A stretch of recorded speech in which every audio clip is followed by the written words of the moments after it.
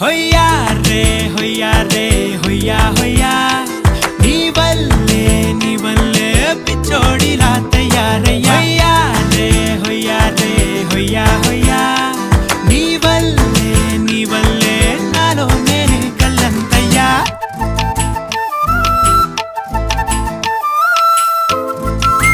ఉడికించిన బీట్రూట్ ని అయితే ఇలా యాడ్ చేస్తున్నాను, సూపర్ గా ఉంటుంది. ఇప్పుడైతే పెనం పెట్టి దాని మీద చపాతీని ఇలా యాడ్ చేస్తున్నాను.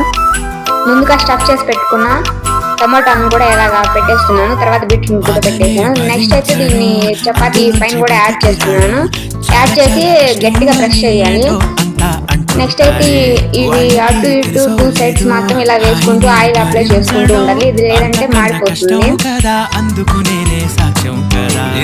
తర్వాత చిన్న చిన్న పీసెస్ లా కట్ చేసేసి ఆనియన్స్ వేసి మా పిల్లలకి అయితే ఇచ్చేసేసాను. వాళ్ళైతే టేస్ట్ చేస్తున్నారు, సూపర్ గా ఉంది మమ్మీ అంటున్నాడు మా బాబు అయితే. తర్వాత నెక్స్ట్ నేను కూడా టేస్ట్ చేసేసాను, టేస్ట్ అయితే చాలా సూపర్ గా ఉంది.